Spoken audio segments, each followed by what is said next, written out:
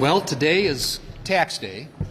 Of course, for Democrats, every day is tax day, but this is the point in time when people across this country have to get their tax returns in. So it's not, in most cases, a very popular day for the American taxpayer.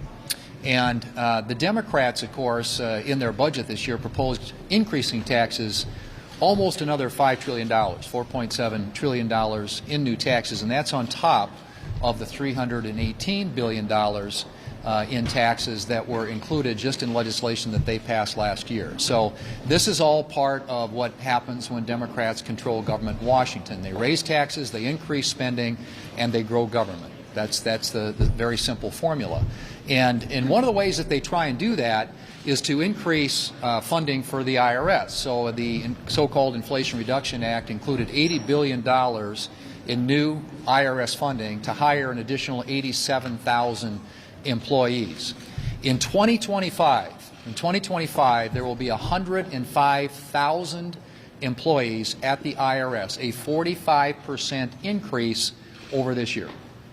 New IRS employees. That's five times, more than five times the number of border agents we have policing the southern border. And what's remarkable about all that isn't that they are trying to improve taxpayer services, which desperately need to be improved because, as everybody knows, in the last 2 years of the number of calls that went into the IRS, I think in 21, 11% got answered, and in 2022, got up to 13% of those calls actually got answered, and that's literally hundreds of millions of calls into the IRS not responded to.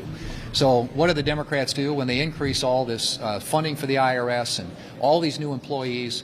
They shove them into enforcement instead of taxpayer services. Today, the ratio of people who are involved in enforcement at the IRS to those who are actually responding to taxpayer services is 2 to 1, 2 enforcement for 1 taxpayer services. Under this new legislation that has passed, and as I said, the 105,000 employees they'll have in 2025, that ratio goes to 14 enforcement employees for every one included in taxpayer services. This is something that Danny Werfel, the Commissioner of the IRS, is going to get questioned about tomorrow in front of the Senate Finance Committee.